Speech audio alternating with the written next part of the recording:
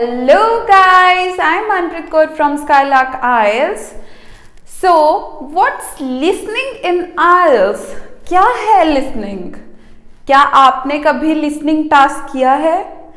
Listening task में आपको 30 minutes की ऑडियो सुनाई जाती है जिसमें आपको 40 क्वेश्चंस को अटेम्प्ट करना होता है. Okay, and it contains 4 sections.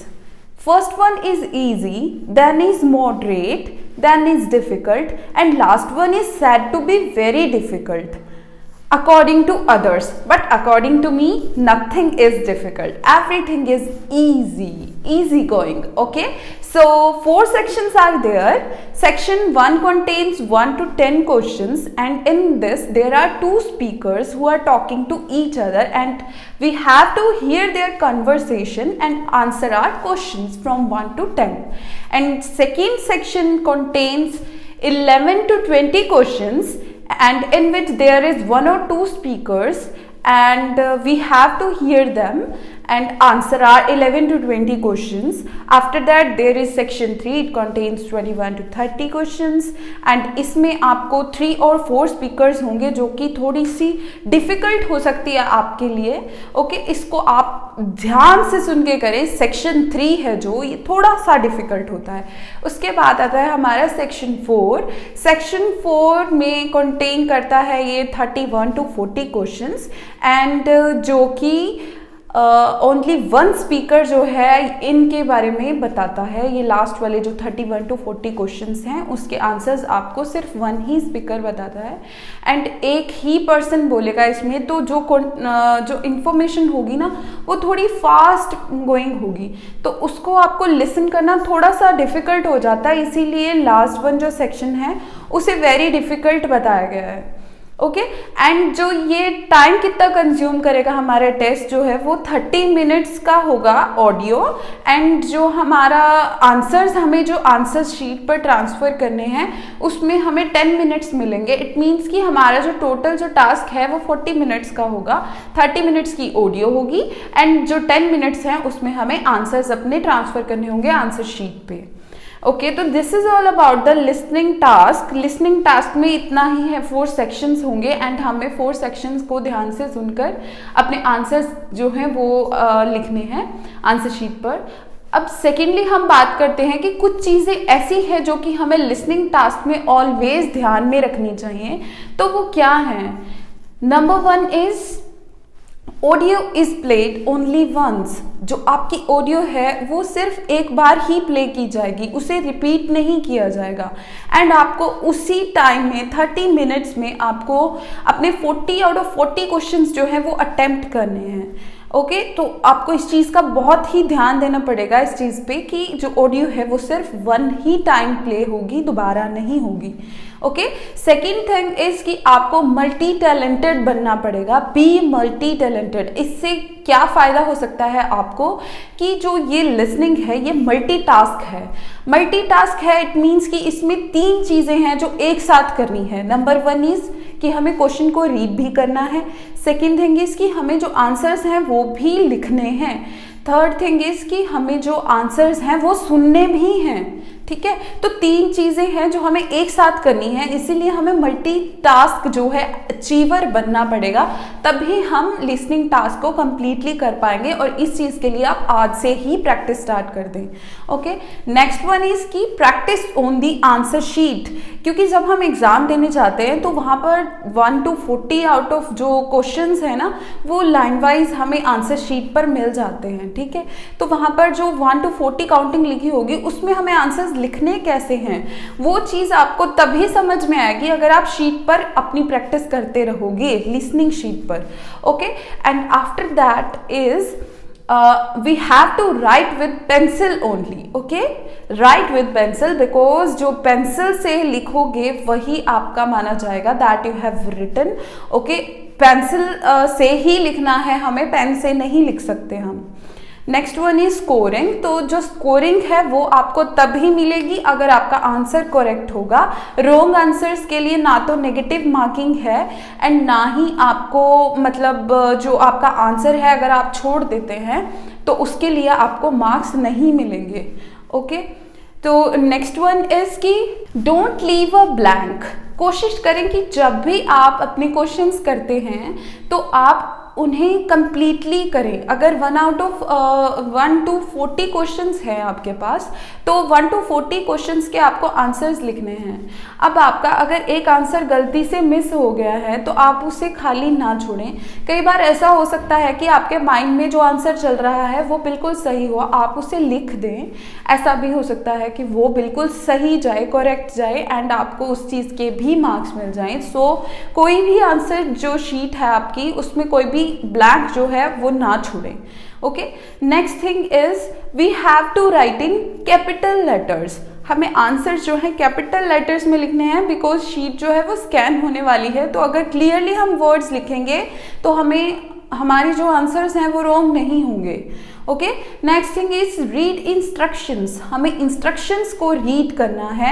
Instructions को रीड करना इसीलिए इंपॉर्टेंट है क्योंकि जब वहां पर बताया गया होगा नो मोर देन 2 वर्ड्स और नंबर्स के बारे में कुछ नहीं लिखा होगा, तो हमें क्या करना है, अगर हमें आंसर में कोई नंबर लिखना पड़ेगा तो वहां पर हम 2020 नहीं लिख सकते। अगर लिखा है कि वर्ड्स में लिखो तो हमें वर्ड्स में ही लिखना पड़ेगा, TWENTY 20। ओके, तो इस तरह से आपको रीड इंस्ट्रक्शंस को भी पढ़ना है। इंस्ट्रक्शंस को पढ़ोगे तभी आप अपने आंसर जो है करेक्टली कर पाओगे। ओके, तो अब नेक्स्ट थिंग हमारे पास क्या आती है इंस्ट्रक्शंस के बाद, ये है कि आपको जितने भी आपके आंसर्स हैं उसकी स्पेलिंग्स जो हैं, अब ये पॉइंट हमारा रहेगा स्पेलिंग का, कि जितनी भी आप स्पेलिंग्स लिखो उनमें कोई भी मिस्टेक ना हो।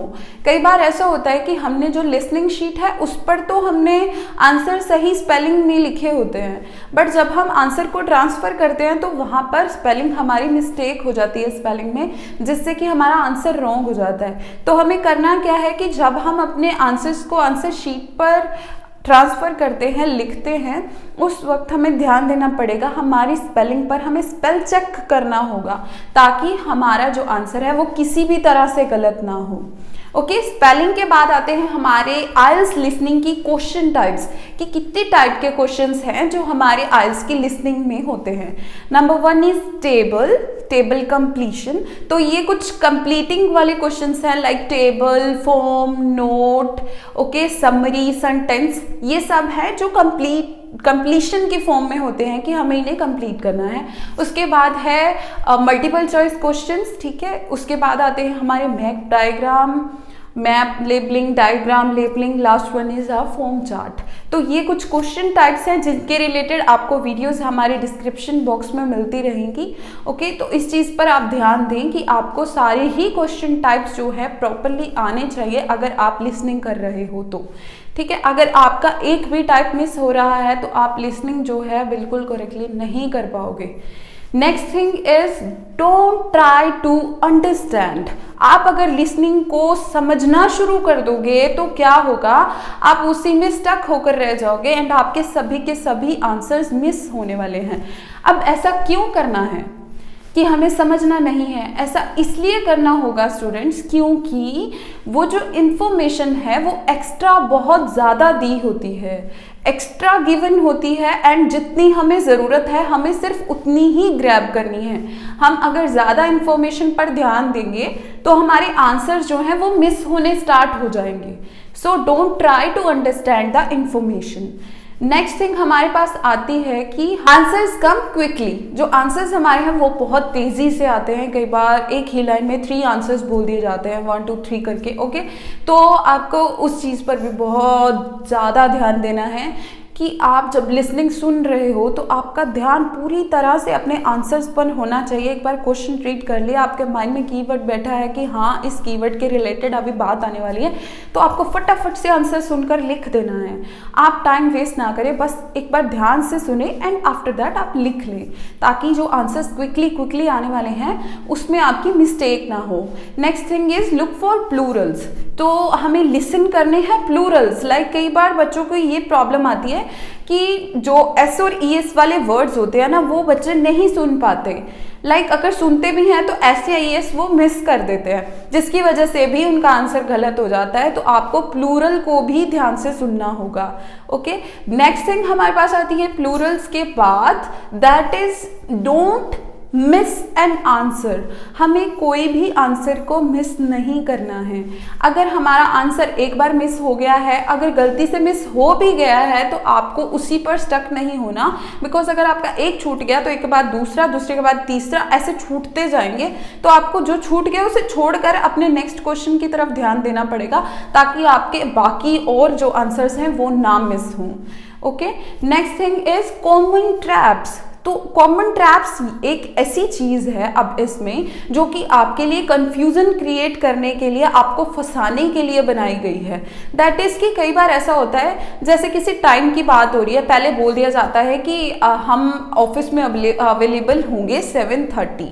ओके, देन थोड़ी देर बाद उसी इंफॉर्मेशन को बदलकर ऐसे कर दिया जाता है कि आज 7:30 तक की टाइमिंग है, बट जिस दिन आप आएंगे उस दिन 8:30 की टाइमिंग होगी।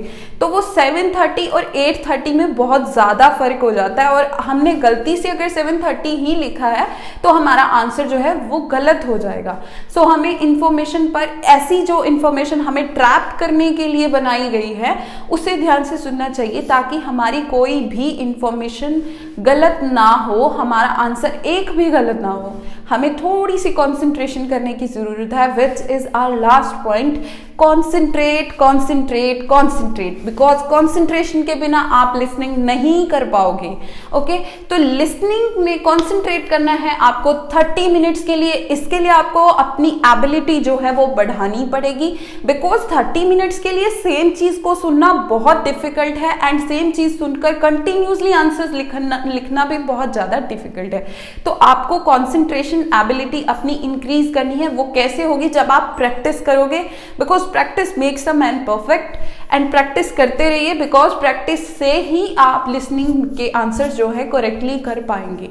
Okay, this is all about our tips. These are something tips which are very important for the listening task, and thanks for watching the video till end. This is all about our listening task, but if you want to know about other modules, there are some other videos which are uploaded in our channel, that is about reading, writing, speaking and listening also. So आपको उन videos को देखकर अपनी reading की skills को भी increase करना है, राइटिंग की भी जो स्पीकिंग पार्ट है हमारा, उसकी भी आपको स्किल्स अच्छे से पता होनी चाहिए, ताकि आप सारे ही मॉड्यूल्स को अच्छी तरह कवर अप कर पाओ। Subscribe our channel to get the notifications of our latest videos.